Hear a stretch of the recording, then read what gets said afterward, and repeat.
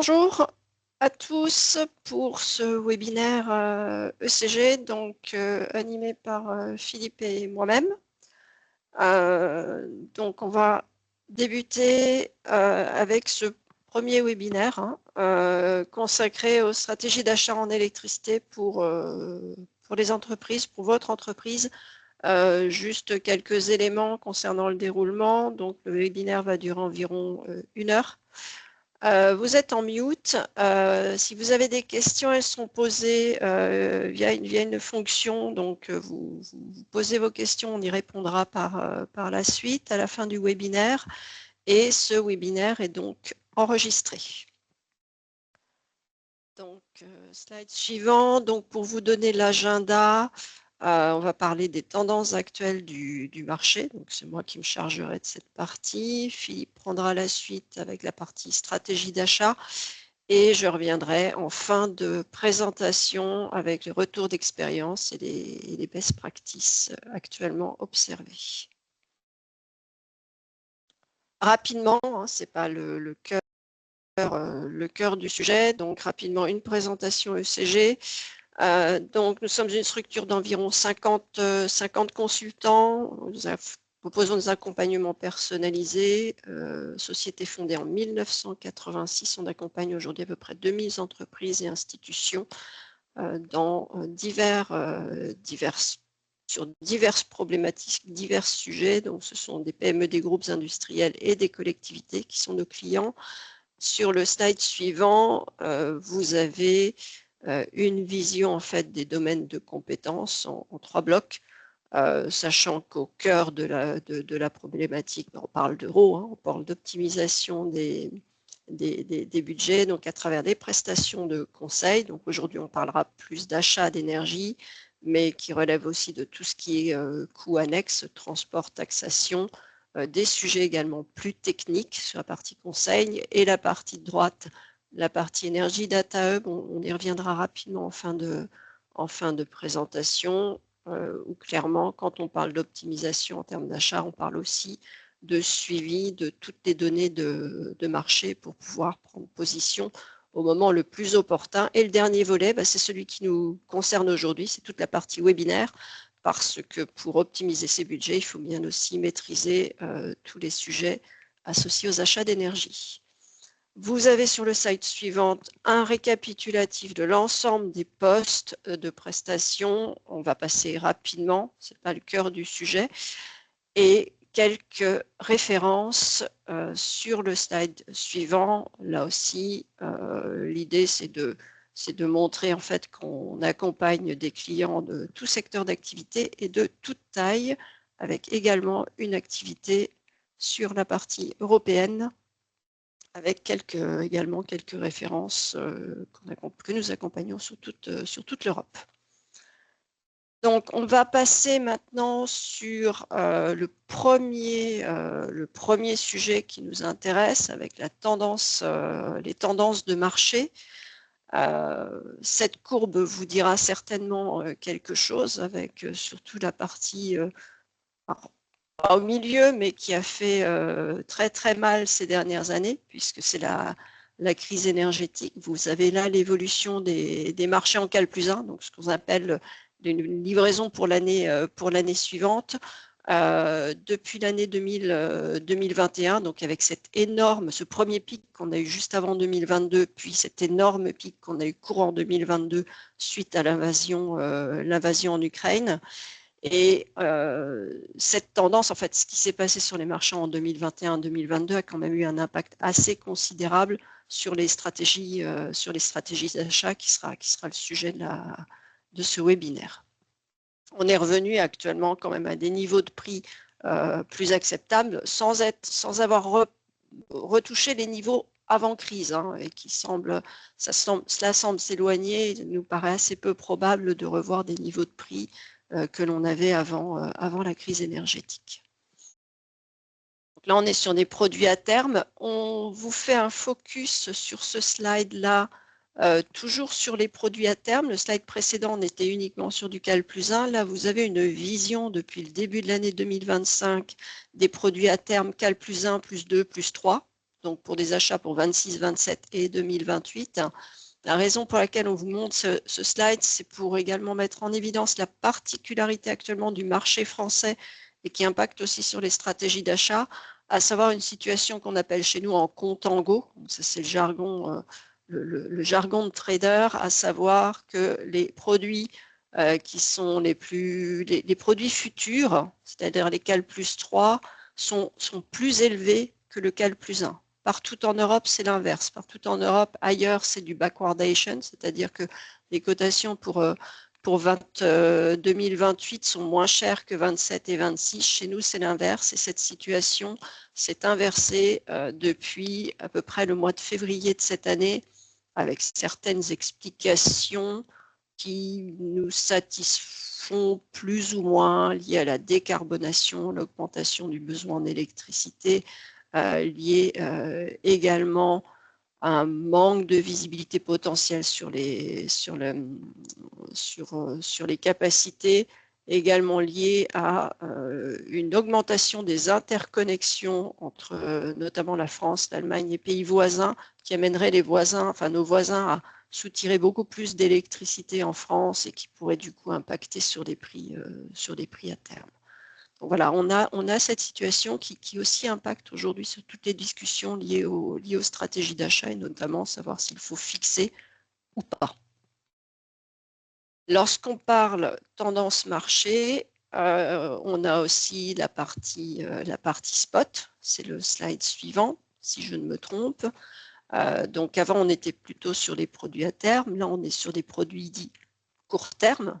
Le spot, en fait, ce sont les prix qui sont publiés chaque jour vers 13 h par Apex Spot pour une livraison le lendemain, en sachant qu'entre-temps, on est passé d'un Apex Spot horaire à un Apex Car Spot horaire, c'est-à-dire qu'on a des valeurs de prix spot non pas à l'heure, mais au pas 15 minutes.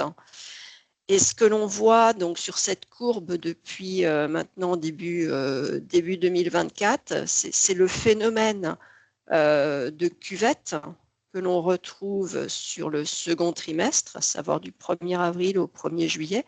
Donc là, pour la partie 2024, vous avez la souris qui pointe, et la seconde partie, 1er avril, 1er juillet 2025, on a aussi de nouveau ce phénomène de prix spot bas, voire même sur certaines heures négatives. On a eu à peu près plus de 300 heures spot négatives l'an dernier, voire plus cette année. La particularité de ce marché spot, qui entre aussi dans les stratégies d'achat, c'est sa forte volatilité. Si vous regardez le début d'année 24 et le début d'année 25, nous sommes sur des courbes qui ne se ressemblent absolument pas, avec plutôt un début d'année 24 qui était très doux et des prix spot plutôt bas, et un début d'année 25 marqué par des niveaux de spot beaucoup plus élevés. Tout cela pour dire qu'une stratégie d'achat, quand on bâtit une stratégie d'achat, il faut aussi prendre en considération les prix à terme, mais aussi les prix spot. Et quand on parle stratégie d'achat, on est plutôt sur une réflexion sur du long terme lorsqu'on intègre du spot dans ses achats. Donc si on passe sur la slide suivante, vous avez ici une courbe qui compare le marché spot et le marché à terme. La courbe noire étant finalement la première courbe qu'on vous a montrée, c'est-à-dire du Cal plus 1 depuis l'année 2021, en comparaison sur cette même période avec les prix spot.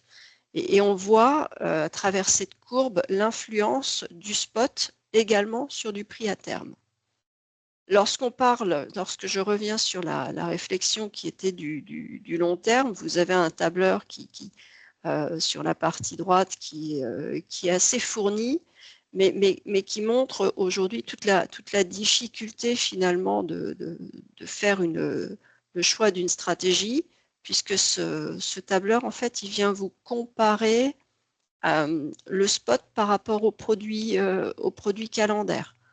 Et sur les 5 dernières années, donc depuis 2021, on voit un spread assez important, hormis 2025, où on voit que prix spot et prix cal en fait se rapprochent. Mais en fait, quand on fait des choix stratégiques, on ne fait pas un choix stratégique en fonction des prix du spot de l'année précédente, parce qu'il y a toujours un risque finalement de ne pas se retrouver dans la configuration souhaitée. Pour prendre le meilleur exemple, si on prend un exemple qui est la première ligne, ou même la seconde, avec un EPEX, un prix spot moyen en 2022 à 276,63 €. Les sites qui étaient au spot en 2022, en full spot, ont payé en moyenne 276,63 €, lorsque ceux qui, pour l'année 2022, avaient décidé de fixer à terme en 2021, donc d'acheter leur volume 22 en 2021 sur un produit calendaire, était plutôt autour de 94,68 € en moyenne. Puis on a eu l'inverse sur l'année suivante, où en 2022, ceux qui ont décidé de fixer leur prix en 22, prendre un prix fixe en 22 pour l'année 2023, se sont retrouvés exposés à cette courbe noire qui a littéralement explosé, alors que ceux qui, en 2022, ont décidé de ne pas figer leur prix, mais de rester sur du spot pour l'année 2023, ont fini en moyenne à 97,10 €. Voilà. Donc, tout ça pour vous montrer que, finalement, sur les 5 dernières années, les choix n'étaient pas simples, et que les approches aujourd'hui peuvent aussi consister à faire un mix des deux pour mieux gérer, potentiellement mieux gérer son risque. Philippe, je vais te laisser, la parole pour la suite. Très bien, bonjour à tous. Donc, après vous avoir présenté les tendances actuelles sur le marché de l'électricité, nous vous proposons d'approfondir les principaux objectifs d'une stratégie d'approvisionnement. Donc, tout d'abord, la sécurité budgétaire. L'un des objectifs fondamentaux, c'est d'assurer une prévisibilité des coûts. Donc, cela peut passer par la mise en place de mécanismes de plafonnement des prix qui permettent de fixer des limites budgétaires et d'éviter les hausses imprévues dues à la volatilité des marchés, comme a expliqué Géraldine tout à l'heure. En deux, la minimisation des risques. Donc, le risque lié au timing de l'achat est atténué grâce à une stratégie d'approvisionnement à long terme qui peut être répartie sur plusieurs périodes. C'est une approche qui permet de lisser les effets de fluctuation et ainsi réduire l'exposition à des conditions de marché défavorables. En trois, l'optimisation des coûts. Donc une planification rigoureuse des dates d'achat qui est fondée sur une analyse des tendances du marché permet généralement d'obtenir des prix inférieurs à la moyenne. Cependant, cela implique une veille active et une capacité à saisir les opportunités au bon moment. En 4, les décisions plus objectives.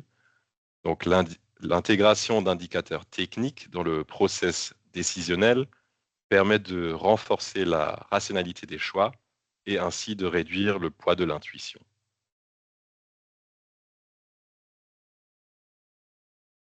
Cette slide illustre les différentes stratégies d'achat d'électricité et leur positionnement en termes de risque budgétaire et de risque marché. Donc on distingue trois différentes approches. Tout en bas à droite, le prix fixe. Donc c'est la stratégie la plus sécurisante pour le budget. Celle-ci, elle consiste à fixer l'intégralité des volumes à une date T donnée. Celle-ci garantit une parfaite visibilité des coûts, mais limite la possibilité de bénéficier d'éventuelles futures baisses de prix sur le marché. La seconde, celle du milieu, l'achat en tranches. Donc ici, les pourcentages ou les volumes sont sécurisés progressivement en plusieurs étapes selon une formule définie par le fournisseur. Et cette approche permet de lisser les risques en répartissant les achats dans le temps et ce qui réduit la dépendance à un seul moment de marché, comme le propose le prix fixe. Tout en haut à gauche, donc le bloc plus spot, cette stratégie consiste à indexer tout ou partie des volumes sur le marché très court terme spot. Celle-ci, elle offre une grande flexibilité, mais expose aussi fortement au risque budgétaire, car les prix peuvent fluctuer fortement à court terme, et c'est bien ce que Géraldine nous a montré tout à l'heure avec la slide précédente.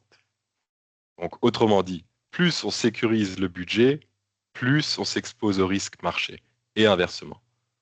Donc, le choix de la stratégie dépend de la tolérance au risque et des objectifs financiers de l'entreprise. On va rentrer un peu plus dans le détail de la stratégie d'achat à prix fixe, donc sans recours à de l'achat en tranches.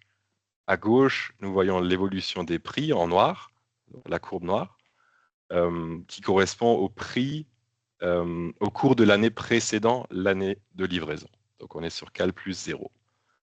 Le point rouge correspond au moment où 100% du volume a été fixé. À partir de ce moment, le prix reste fixe et ferme, quelle que soit la volatilité du marché. À droite, on voit une courbe de charge, donc c'est la consommation réelle pendant l'année de livraison. Celle-ci, elle sera couverte au prix fixé en rouge. Autrement dit, on a un seul prix qui est connu à l'avance, mais sans possibilité de bénéficier d'une éventuelle baisse future du marché. Voilà, donc une approche plutôt adaptée pour les entreprises qui privilégient la stabilité budgétaire. La seconde stratégie, c'est le prix fixe avec l'achat en tranches. Donc, contrairement à la méthode précédente où tout le volume est fixé une seule fois, ici, les achats sont répartis en plusieurs moments. Donc, c'est ce qui est représenté sur la courbe avec les différentes lignes colorées. Chaque couleur correspond à une tranche achetée à un prix différent et en fonction des conditions de marché au moment de la fixation. Et à la fin de la période d'achat, on obtient un prix fixe moyen, celui qui est représenté par la ligne noire horizontale. C'est une approche qui réduit le risque lié au timing. On ne dépend pas de seul un moment d'achat, mais de plusieurs.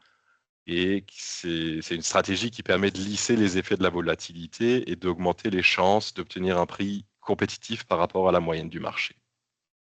En revanche, cette stratégie demande une gestion plus active et une stratégie claire pour déterminer quand acheter chaque tranche. Donc c'est une solution intermédiaire entre la sécurité totale du prix fixe budgétaire et la flexibilité du marché spot.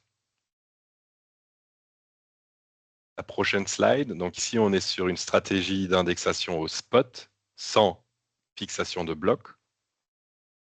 Donc dans le cas où on ne fixe aucun bloc, le prix payé pour l'énergie est directement lié au marché spot sur le très très court terme, qui est représenté par la courbe noire. Donc chaque jour, vous voyez sur la courbe, on a des flèches rouges et des points rouges qui correspondent au prix day ahead. Donc la consommation en bleu est facturée au prix du marché pour chaque jour. Donc, ce qui permet de bénéficier des baisses de prix, mais qui expose aussi à des hausses imprévues. Donc, autrement dit, l'indexation spot permet d'être au plus proche des prix réels et cela peut être intéressant dans un contexte de prix bas ou stable. Par contre, si je peux me permettre, si on reprend la courbe spot de tout à l'heure, on va potentiellement bénéficier sur des périodes de second trimestre de prix spot négatifs sur certaines heures, c'est-à-dire que finalement vous êtes payé pour consommer.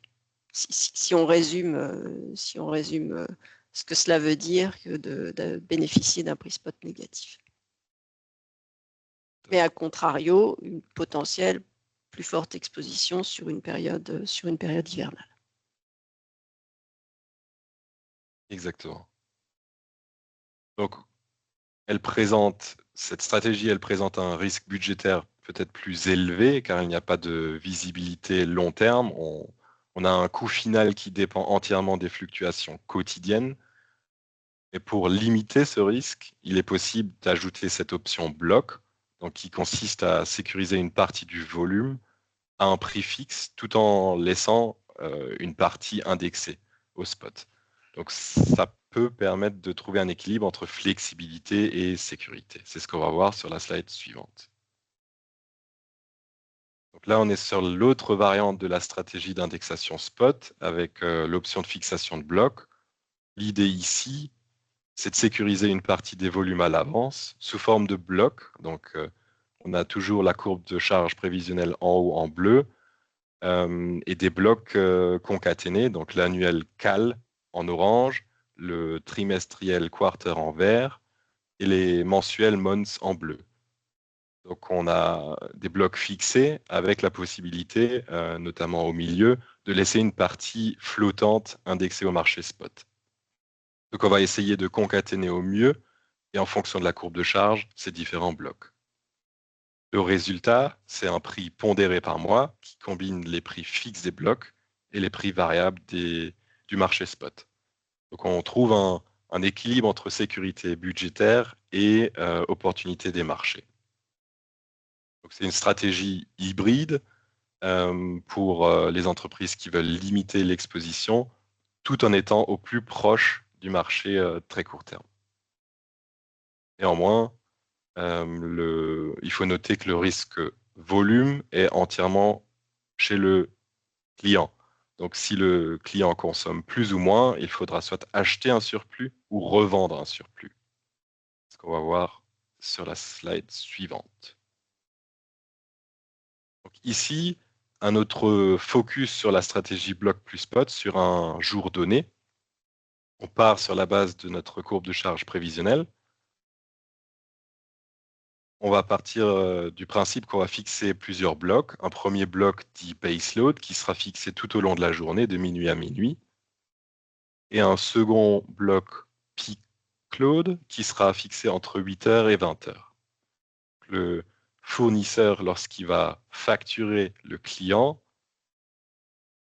il va regarder la courbe de charge réelle et la comparer aux différents blocs fixés. Donc, lorsque la consommation est inférieure au volume réel, il peut y avoir des reventes, c'est ce qui est marqué ici en jaune. Et à l'inverse, lorsque la consommation réelle dépasse les volumes sécurisés, il faudra racheter des volumes complémentaires sur le marché spot. C'est ce qui correspond aux zones rouges.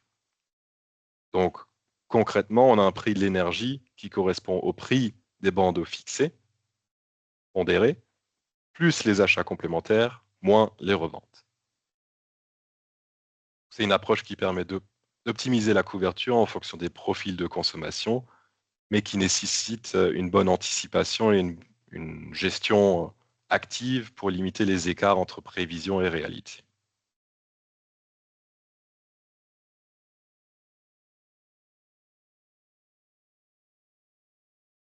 La slide suivante propose un comparatif entre les deux approches. D'une part, l'achat en tranche et l'achat en portefeuille, aussi appelé l'indexation spot. On a, pour ce qui concerne la période d'approvisionnement, dans les deux cas, les achats se font avant la livraison, mais l'achat en portefeuille permet aussi de poursuivre pendant la période de livraison, ce qui offre un peu plus de flexibilité. Concernant la complexité de l'achat en tranche reste entre guillemets relativement simple avec une complexité dite moyenne. En revanche, l'achat en portefeuille est un peu plus complexe car on a besoin de faire un suivi continu des marchés et de gérer les ajustements. Pour ce qui est des frais de structuration, pour l'achat en tranche, ces frais sont généralement pris en charge par le fournisseur. Pour ce qui concerne l'achat en portefeuille, ils peuvent soit être supportés par le fournisseur, soit par le client, selon la structure contractuelle.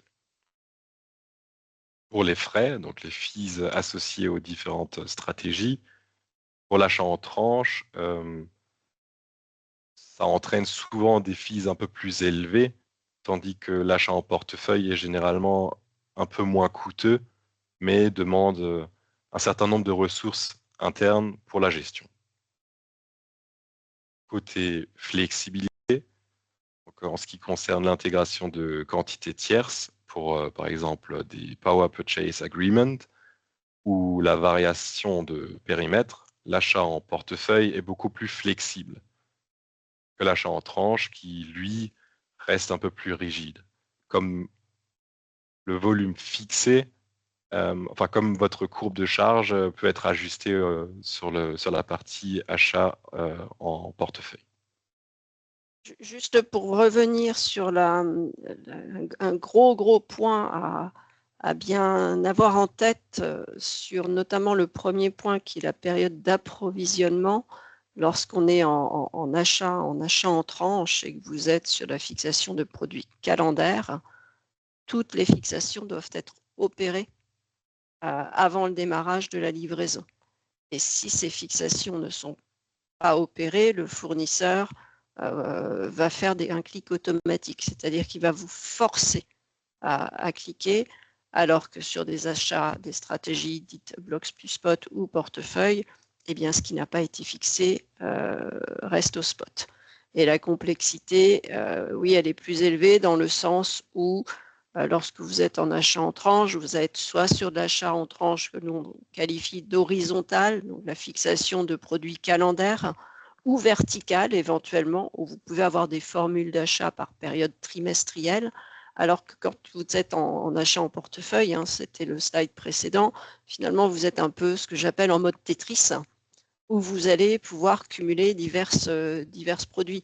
Donc si vous commencez à acheter sur du cal, du quarter et du month, il faut suivre autant de produits calendaires que d'années de livraison, d'années contractualisées, autant de quarters disponibles et autant de produits mensuels. C'est ce qui fait toute la complexité en termes de suivi.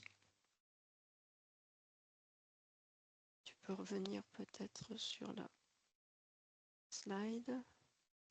Et donc, oui, sur la partie intégration de points de comptage, où la flexibilité périmètre, c'est plus facile à gérer en spot, puisque tout point de comptage complémentaire sera facturé au spot, alors que dans l'achat en tranche, finalement, votre profil global a déjà été sécurisé pour un certain volume et un certain profil. Donc, si vous amenez ou vous enlevez différents points de comptage, cela conduit finalement le fournisseur à devoir vous facturer au prix du contrat un volume complémentaire qui n'avait pas été identifié dès le départ. On va du coup finir sur tout ce qui est retour d'expérience et best practice. Donc, si vous vous souvenez, je vous ai montré cette première courbe avec cette explosion des prix durant la crise énergétique, qui a quand même beaucoup marqué les esprits et marqué en fait la façon d'acheter. Les offres Blockspot existaient déjà, mais on a vu quand même une recrudescence de ces pratiques en termes d'achat, du fait du contexte de prix élevés. Lorsqu'on comparait cette courbe Cal plus 1 et Spot, et que je mettais en évidence que en fonction sur l'année 2022, selon que j'avais fixé mon prix 22 en 21 ou que j'étais en spot, on avait des écarts extrêmement importants. Beaucoup se sont retrouvés durant l'année 2022. Si vous vous souvenez, en septembre 22, on s'est retrouvé avec un prix du baseload à 1 000 € du mégawattheure. Pour certains consommateurs, pour tous les consommateurs, ces niveaux de prix étaient insupportables.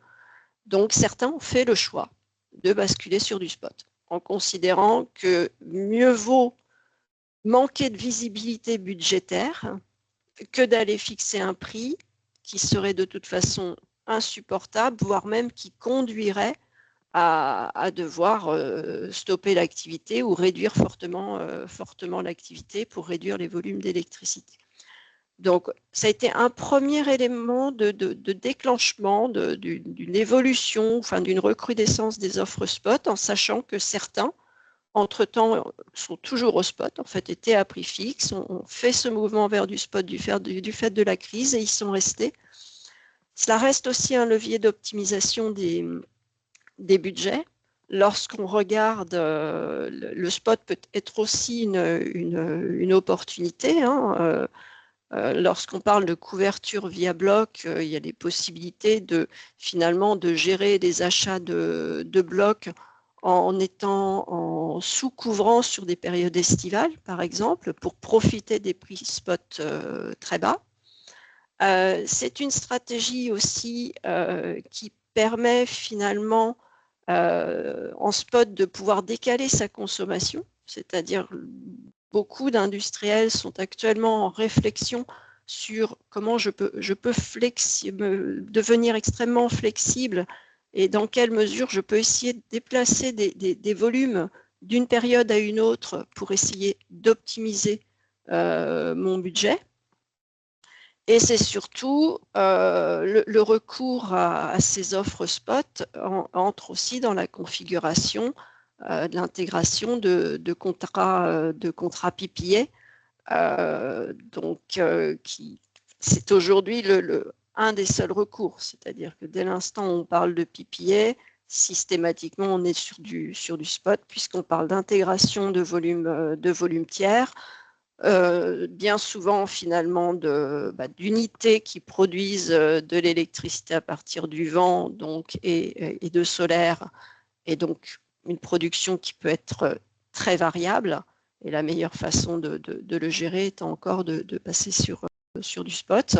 Donc ça, c'est le premier retour d'expérience lié au bloc spot. Et ce que l'on a aussi constaté, c'est une tendance à sécuriser sur du plus long terme.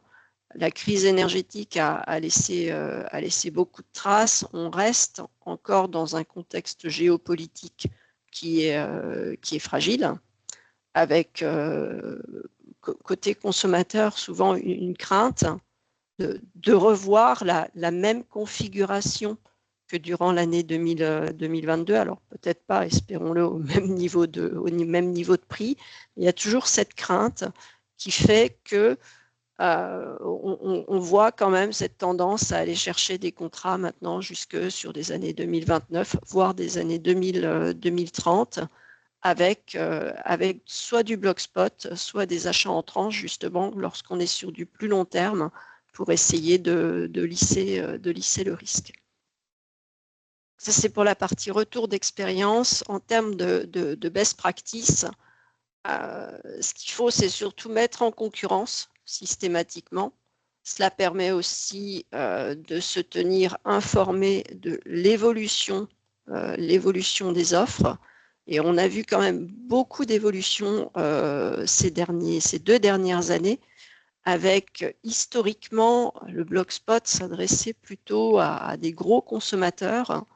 Et on voit quand même une tendance, hein.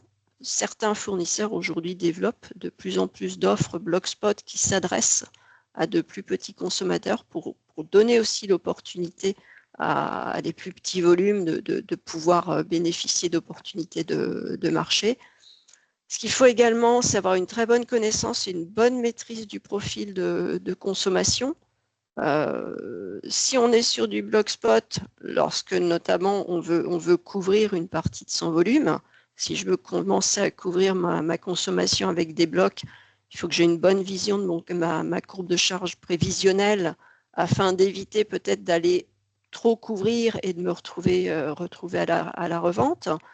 Une bonne connaissance du profil également, pour pouvoir voir peut-être les possibilités de déplacer de la consommation sur certaines heures et optimiser les budgets.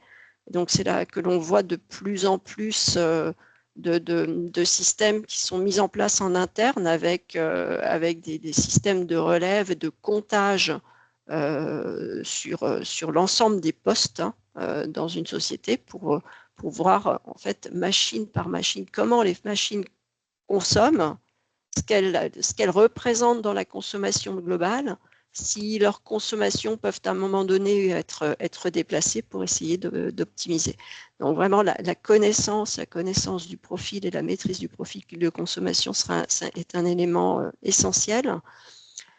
Philippe l'a redit, avoir une stratégie d'achat claire dès le départ et surtout lorsqu'on est sur l'achat en tranche ou sur du bloc plus spot, avoir une stratégie de fixation qui est également claire et la définir dès le départ et s'y tenir.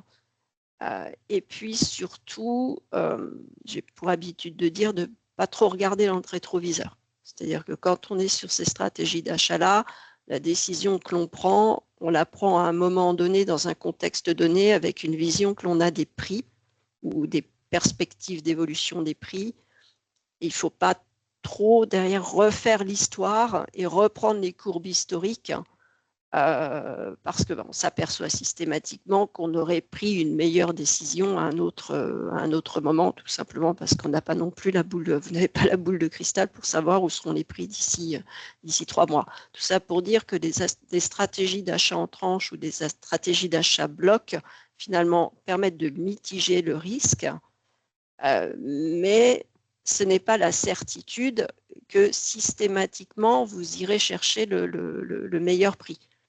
Donc, c'est juste essayer de lisser l'ensemble des risques.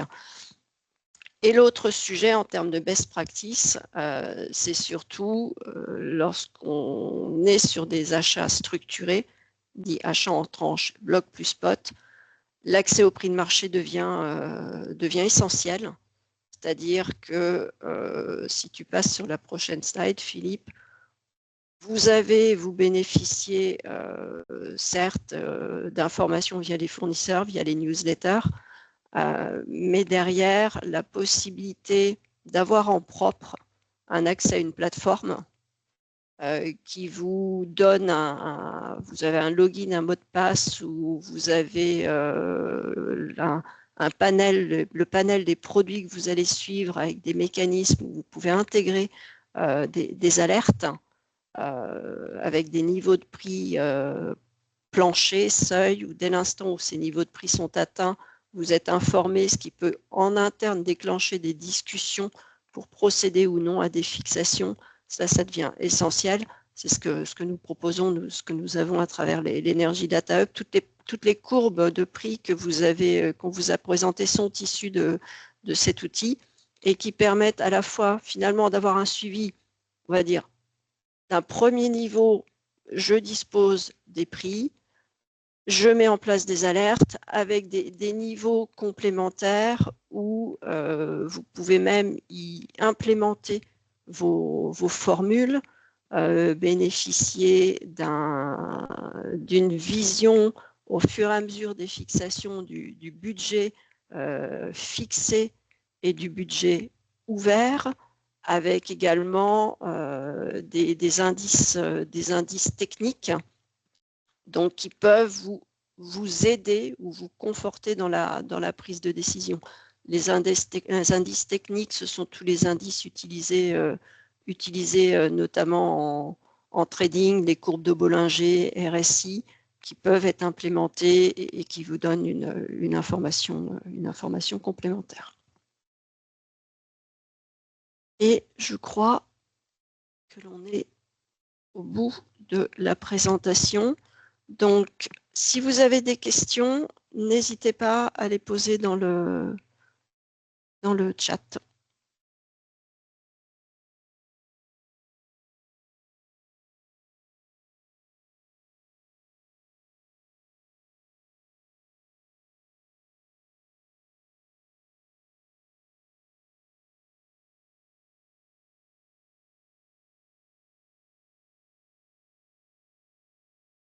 Charlotte, il y a des questions?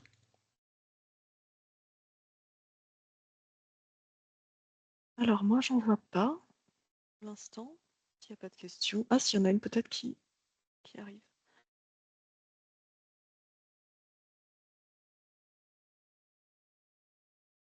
Dans le chat, je vois que quelqu'un est en train d'écrire.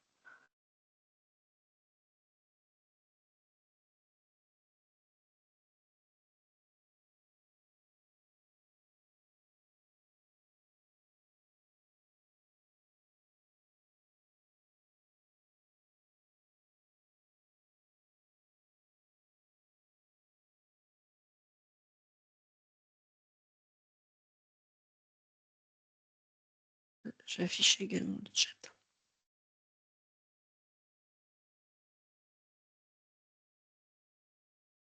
Après, si pas de questions, on peut peut-être clore le sujet. On attend peut-être encore 4 minutes.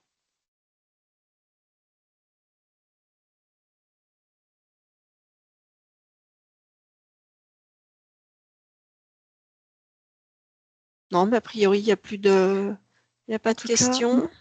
Un mail récapitulatif vous sera envoyé après le webinaire, donc si toutefois il y a des questions qui subsistent. N'hésitez pas. Vous avez nos coordonnées. Donc, vous pouvez directement nous contacter si quelques questions surgissent après cette présentation. Ça peut toujours arriver. On vous remercie et on vous souhaite une très bonne journée. À très bientôt. Merci beaucoup. Merci pour votre attention. Bonne Merci. journée. Au revoir. Au revoir.